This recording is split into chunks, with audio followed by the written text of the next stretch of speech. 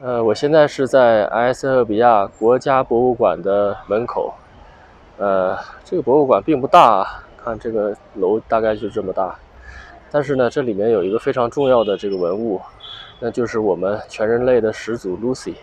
我们现在进去看一看。好，现在我们看到的就是距今350万年以前的人类的始祖 Lucy。这是我们发现的最早的直立行走人类的化石。Lucy 呢，其实是一个简易的称呼，在埃塞俄比亚呢，人们叫它 Dinkish。Dinkish 的意思就是wonderful 的意思。那在看过了 Lucy 奶奶之后呢，我们今天的主题人物实际上是埃塞俄比亚互联网科技创投圈的这个天使投资人始祖Shem 老爷爷。等一下我们就去找他聊一聊。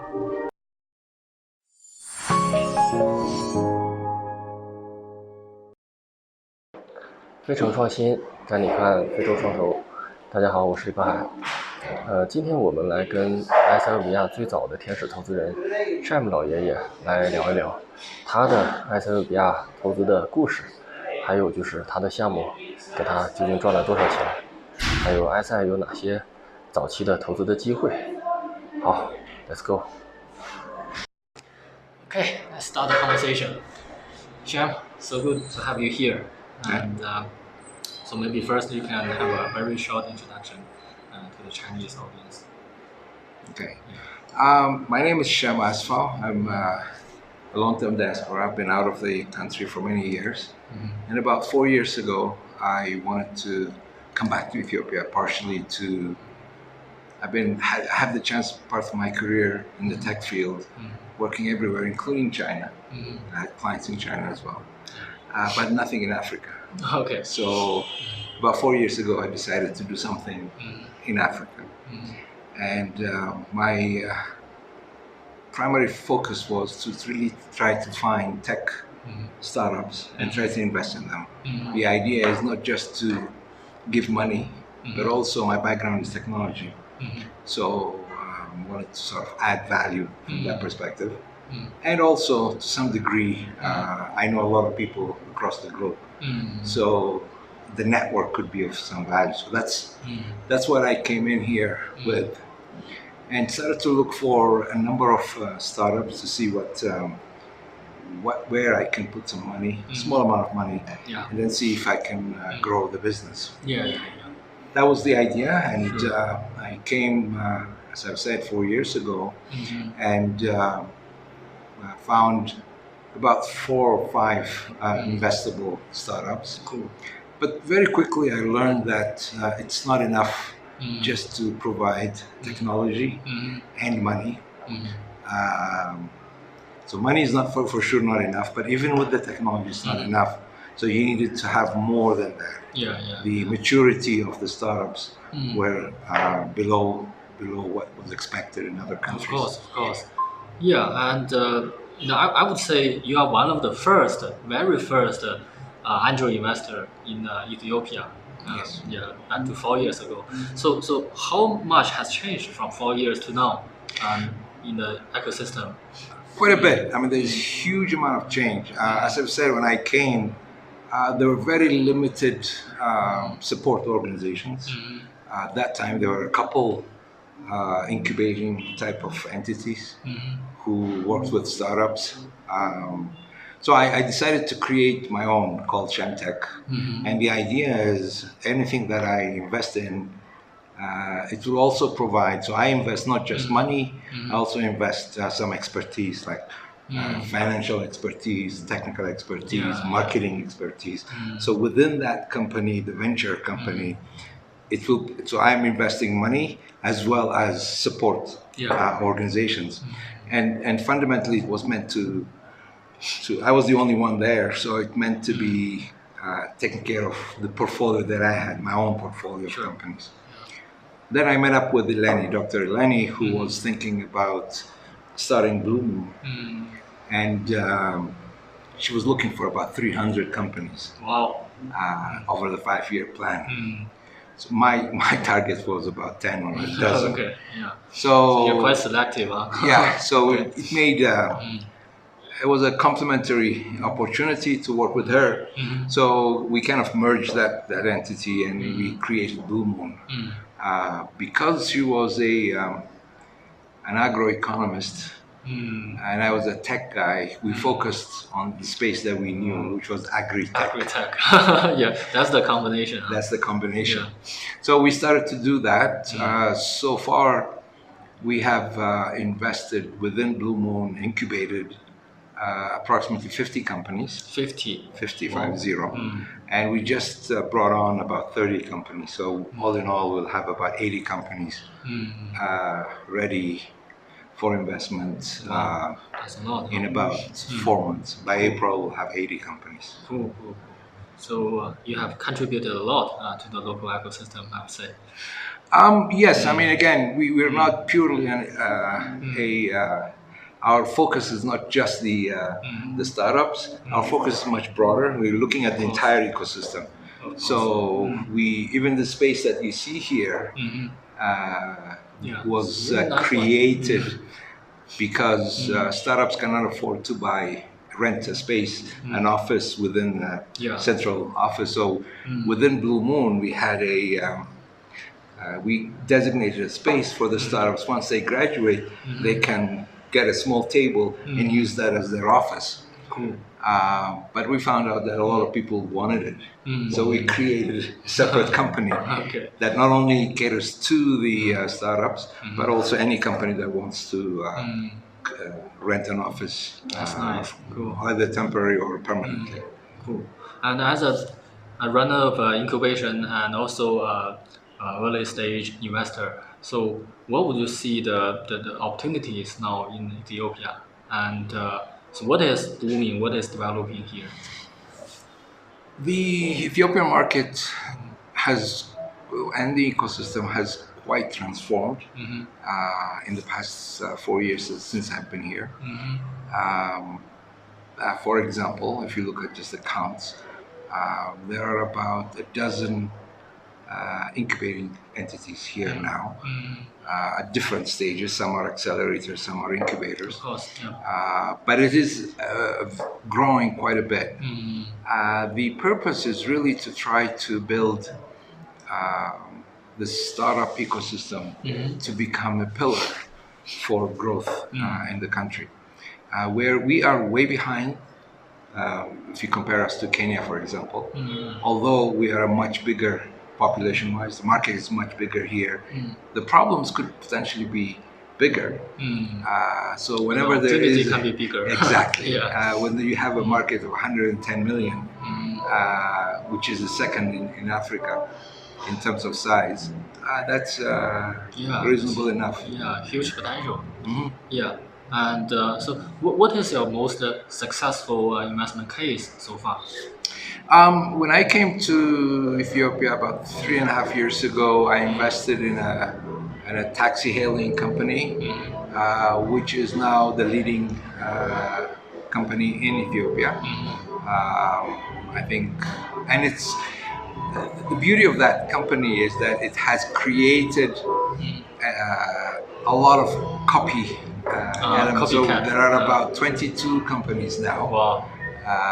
But combine all of them in terms of their potential transactions, actual transactions, and where Ride is 3 or 4 times the total. So it's by far the most dominant project. And so, in terms of your investment, the return so would be on quite paper, high. On paper, my investment on paper, so we haven't exited yet. My calculation says it's about 60x.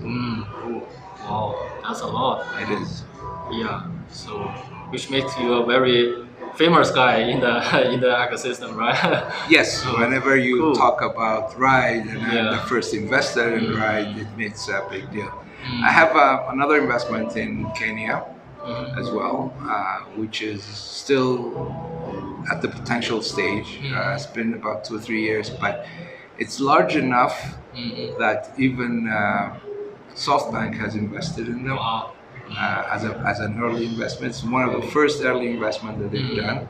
So that one is, I would imagine if they are successful, they are a global, potential a global company. Cool. Okay, and since you have a lot of rich experience in angel investing here, and what if the Chinese friends, Chinese investors came and co-invest and collaborate with you, and what do you expect from them, and what suggestion do you give to them? Okay. Yeah. I mean, there's a lot of interest in Africa from a foreign investment perspective. In fact, last year, in 2017, there were about $1.5 billion that were invested in early stage startups in Africa. Yeah. Unfortunately, much of that money went to South Africa, Kenya, Nigeria, and Egypt. 70% of that, and the rest were distributed into smaller companies. Yeah. Ethiopia doesn't take a big share, in fact, very little share of that. So we want to make this an opportunity for many. So one of the things so again, back to the ecosystem model, we are also trying to get, there's a lot of money in the country, and we want people, wealthy individuals in the country, to be able to invest in idea stage startups. So in order to become a catalyst, earlier this year, we created the first angel network in Ethiopia. The idea being that we can support each other, share risks, and also look for opportunities, share opportunities to do that. Now, as part of our investment, we're learning. We have people that are there, are highly networked and connected, and we would like to partner with others. We are members of the ABAN group, which is the African Angel Network, and for the Chinese investor, ideally, partnering with us will be suitable. And if you want to get into this market, we're more than willing to work together, either as co-investment opportunities or further investment once we've invested and the second Series A, Series B. I think that's where the ideal scenario would be. There's a lot of possibility to work It together. It is. I mean, again, because we don't have exit potential, we don't have a stock market, for example, to go public, or large organizations that will be willing to buy you off. We focus on companies that have cash flows or transactions. So the good thing about a lot of these investments that we do, the startups are successful not because they have big markets. They're successful because they have a growing profit. Profitability is one core element that we look for. That's very crucial for the staff. And also very good, comfortable terms for the investors. Correct. And the model that we follow is that because, as I've said, there is no exit strategy, what we try to do is find a model where the company will be able to generate enough revenue and profits and dividends, so the startups, the co-founders, can buy us out. I see. So our exit strategy is to have a model that will entice them. It's managed by all. So they will buy us out at a premium. So they will get better instead of maybe at certain discounts. Yes. So that's our exit, because we want our money to continue to invest in others. Have some liquidity. Liquidity. Cool. Yes. Cool. And I think the Chinese investors are quite curious about the market here and willing to come. And hopefully next year we'll have several trips to come, and look forward to working with you together. I mean, I think the key here, I would say, are three things. One, there's a lot of opportunities from problems and things that could be solved. So there's no lack of problems. And we have a lot of graduates every year. Talent is graduating.